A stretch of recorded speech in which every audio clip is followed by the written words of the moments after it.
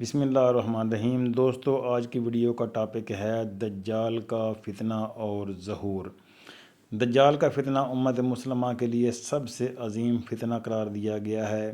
یہ وہ فتنہ ہے جو حضرت آدم علیہ السلام کی تخلیق سے لے کر قیامت تک آنے والے فتنوں میں سے سب سے بڑا فتنہ ہے۔ دجال کے مطابق ہم مسلمانوں کے پاس جو معتبر ترین ذرائع ہیں وہ نبی صلی اللہ علیہ وسلم کے احادیث مبارکہ سے ثابت ہیں۔ دجال کی سواری۔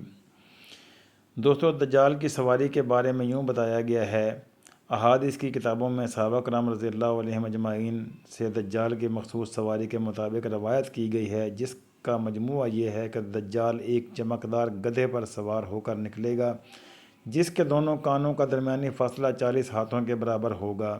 دجال اس گدھے پر سوار ہو کر سمندر میں اس طرح داخل ہوگا جیسے گھوڑ سوار اپنے گھوڑے پر سوار ہو کر ایک دم ندی میں داخل ہو جاتا ہے۔ دجال کا ظہور۔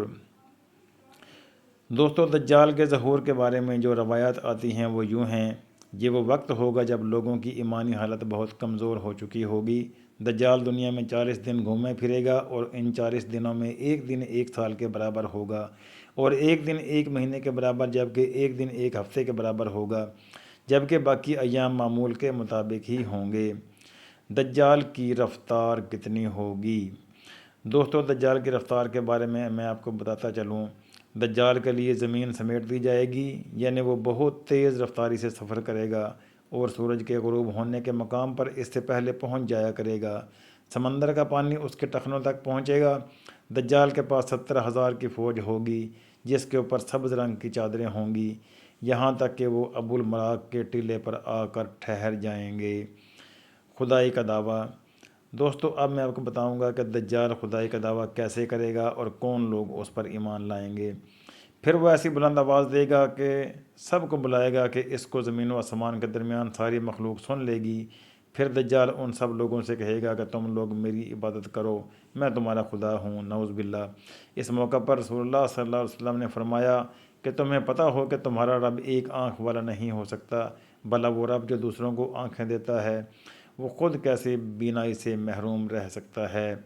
اس بدبخت دجال کے ماتھے پر کافر لکھا ہوا ہوگا، جسے صرف مومن ہی پڑھ سکے گا اور وہ اسے پہچان لے گا۔ دجال اپنے گدھے پر سوار ہو کر ساری زمین پر گھومے گا۔ زمین کا کوئی حصہ، چاہے وہ پہاڑی ہو، میدانی ہو یا صحرائی، کوئی علاقہ ایسا نہیں بچے گا کہ جہاں وہ نہیں جا پائے گا، سوائے مکہ مکرمہ اور مدینہ منورہ کے، کیونکہ اللہ تعالیٰ ان دونوں جگہوں کی حفاظت خود فرشتوں کے ذریعے فرمائے گا۔ دجال جب وہاں داخل ہونے کی کوشش کرے گا تو فرشتے اس کا رخ پھیر دیں گے۔